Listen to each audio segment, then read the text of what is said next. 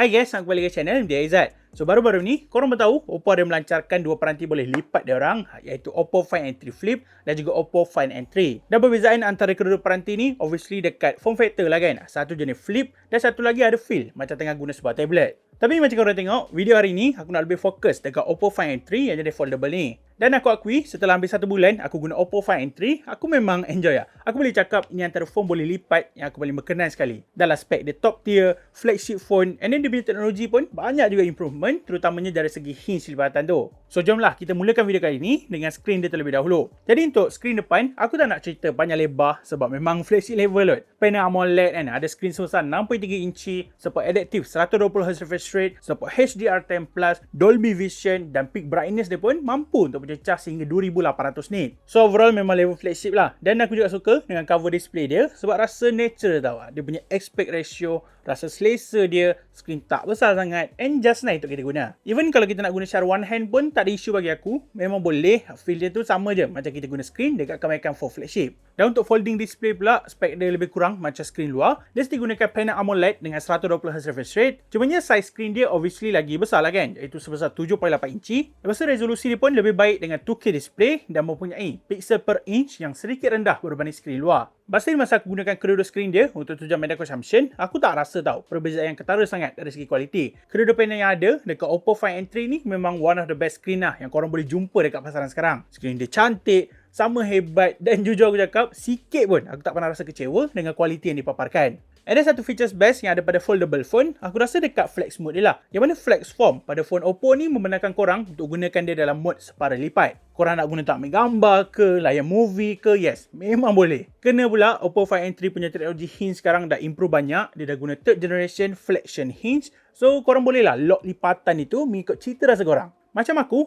lagi prefer untuk jadikan Oppo Find N3 ni dalam keadaan L-shape. Dia macam 90 degrees. So let's say aku nak tengok movie ke apa, aku tak payahlah cari stand semata-mata nak buat benda tu. Just guna je teknologi flex form yang memang dah tersedia. Senang kan? Aku boleh kata ini antara teknologi yang buat aku cukup berkenanan dengan phone boleh lipat. Dia convenient and of course foldable phone ni kategori 2-in-1 lah. Aku nak guna sebagai phone harian boleh, aku nak feeling macam tengah guna sebuah tablet pun tak menjadi satu masalah. Dan aku faham, bila kita sembang pasal phone boleh lipat, mesti kebanyakan orang risau punya bahagian crease tu kan. Masih ada ke masalah tu? So macam korang sendiri tengok, Oppo Find N3 ni punya crease memang minimal gila. Yes, mustahil untuk aku cakap yang dia tak ada langsung kesan lipatan. Dan nama pun skrin boleh lipat. Mestilah dia ada potensi untuk hadapi risiko tu kan. Cumanya, kalau kita cuba sentuh ke, memang rasa almost flat juga. Dan kalau kita cuba tengok dari pelbagai sudut sekalipun, agak susah lah untuk kita betul-betul nampak kesan lipatan dia tu. So mungkin ini antara bonus point yang ada dekat Oppo Find N3 yang akan buatkan kebanyakan orang rasa lebih selesa masa nak guna. So bila kita tengok konten dekat folding display dia ni, tak adalah kita rasa annoying atau sakit mata sangat. Dan kalau kita nak cerita, antara punca utama kenapa aku suka dengan smartphone tu, bagi aku dekat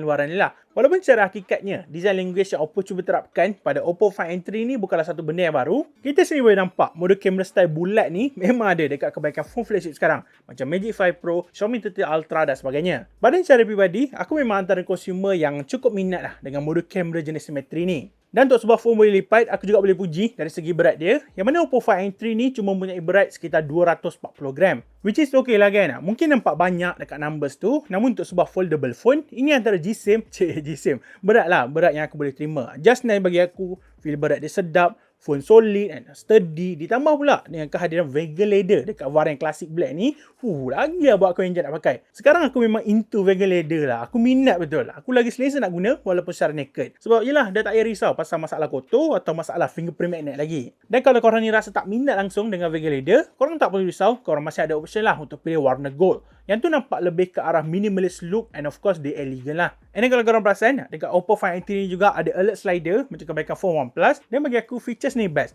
Even alert slider ni macam something yang iconic lah untuk phone OnePlus. Tapi bagus sebenarnya untuk ada dekat smartphone lain juga. Kita tak payah susah-susah nak pergi ke setting bagai, semata-mata nak mutekan phone kita.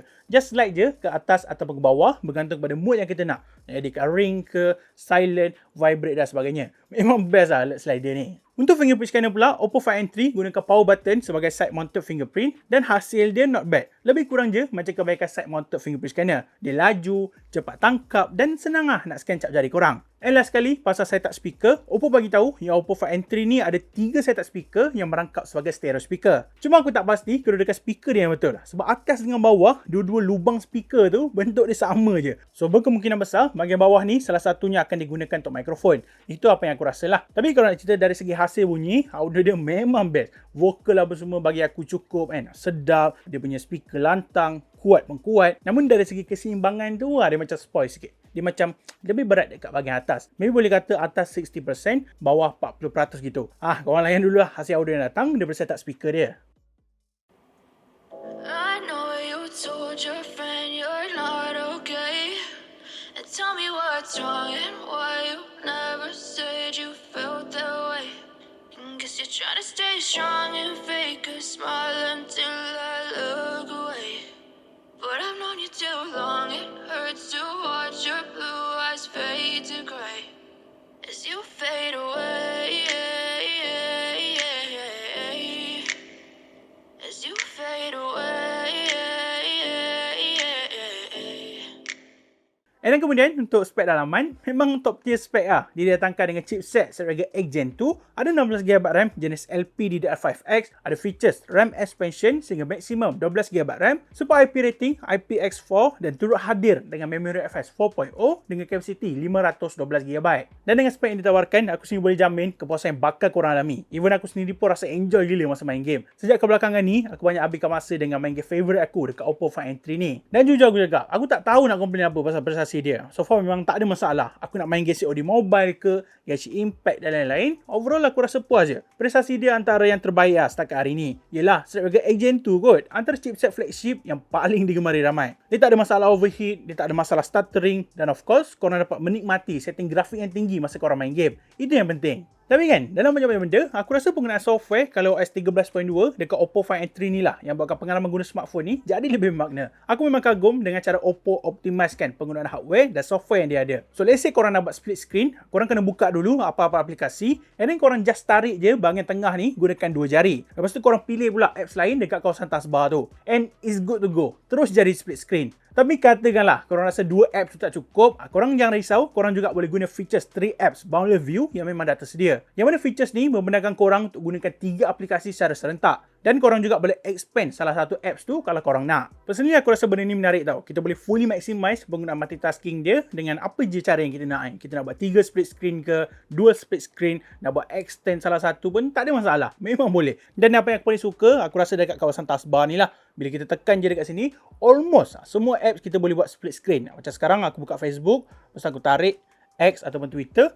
Yes, it's good to go. Terus jadi. Bapak seronok siut. Oppo punya software agak matang jugalah. Dia dah hampir setaraf dengan Samsung punya. Dan secara teknikalnya, fungsi multitask ni agak berguna lah untuk aku yang selalu buat kerja. Aku selalu buat skrip sambil R&D kan. So, teknologi macam ni serius membantu gila untuk mudahkan kerja harian aku. Kalau dulu, aku terpaksa slide tau daripada Google Chrome kepada Google Docs semata-mata nak siapkan skrip. Kadang-kadang pening jugalah nak synchronizkan info yang aku cari tu. Tapi sekarang, aku dah tak payah risau. Semua di ujung jari. Maksudnya sekarang dah lebih senang lah kan. Aku boleh buat apa je yang aku nak. Dia tak susahkan aku lagi. Dan aku akui, fungsi multitask ni memang berguna untuk diri aku sendiri. Okay, next untuk bateri. Oppo Find N3 disajikan dengan bateri berkapasiti 4800 mAh dan turut menyokong adapter 67W Super VOC. Dan sepanjang penggunaan aku sebenarnya impress dengan prestasi bateri dia. Biasanya dekat phone style lipat ni, memang agak susah juga untuk kita dapat perform bateri yang betul-betul bagus. Tapi dengan Oppo Find N3, aku memang boleh guna peranti ni full seharian. Even dia punya SOT tu tak berapa konsisten, kadang dapat 6 jam, kadang 4 jam. But still, secara overall, nak tahan seharian tu tak ada masalah tau. Aku rasa ini adalah foldable phone pertama yang aku guna dan prestasi bateri dia bagus. Bukan makna sebelum ni tak okey. Ada juga aku guna yang lain, namun pengalaman bateri tu kurang memuaskan lah bagi aku. Dan aku bukan nak bias ke Oppo pun. Aku rasa tak ada keuntungan untuk aku bias ataupun memihak kepada diorang. Apa yang aku cerita tadi adalah berdasarkan pengalaman aku pakai. Dan bukti pun ada. Korang sini nampak hasil screenshot tadi tu kan. 1 hari, 5 jam bateri penuh sampai bawah. Lepas tu dapat SOT 5 ke 6 jam. Itu depends lah. Tapi apa pun aku memang puas lah untuk guna phone ni sebagai daily driver aku. Dan untuk charging time dengan penggunaan adapter 67W Super VOC yang Oppo sediakan dalam kotak jualan, aku perasan dia memerlukan masa sekitar 46 minit untuk menggunakan bateri 4800 mAh. Overall aku okey sebab charging time dia tak adalah lama sangat, dia tak sampai sejam pun. Kadang aku pergi mandi, sarapan apa semua, aku tengok dia dah 80%. So aku boleh guna balik fully seharian. Apa yang penting ketahanan bateri dia bagus. So tak ada isu lah untuk aku. Dan yang terakhir untuk setup kamera, Oppo Find N3 dibekalkan dengan 3 setup kamera belakang yang mana ia hadir dengan sensor utama 48MP, lensa ultrawide 48MP dan telephoto lens 64MP. Manakala untuk selfie kamera ada dua, dekat cover display dia guna 32MP dan skrin dalam pula 20MP. Dan kalau kita nak sembang sikit pasal kamera pada sebuah foldable phone, aku memang ada rasa skeptical sikit. Sebab ikut pengalaman aku guna kamera dekat phone macam ni, hasil dia tu kurang memuaskan tau. So aku pun tak adalah harapan yang tinggi sangat dekat Oppo Find N3 ni. Tapi lepas aku guna sendiri setup kamera dia untuk mengambil pelbagai jenis gambar, aku yakin lah untuk katakan yang hasil gambar dia memang cukup mengagumkan. Kena pula collab dengan Hasselblad kamera, lagilah cadak. Korang sini boleh nampak hasil daripada main sensor dia bapak cantik dengan dynamic range dia yang konsisten, nampak seimbang lah shadow dengan highlight dekat gambar tu. Dan dari segi details pengam, gambar dia obviously nampak sharp lah. Lepas tu kalau nak cakap pasal lensa ultra wide, overall not bad. FOV ultra wide dia luas, so banyaklah kawasan yang dia boleh cover. And then HDR dia pun bagus, selevel macam main kamera. Dan color shifting dia pun tak nampak ketara sangat. Cumanya kalau kita nak betul-betul mendalami, ultra wide dia akan spoil sikit lah bila kita snap dekat kawasan low light. Let's say dalam mall ke, dalam bangunan ke, yes. Dekat sini boleh perasan kurangnya ultra wide dia. Untuk lensa telephoto pula, yang ni pun menarik. Dia support 3 kali optical zoom, 6 kali lossless zoom dan 120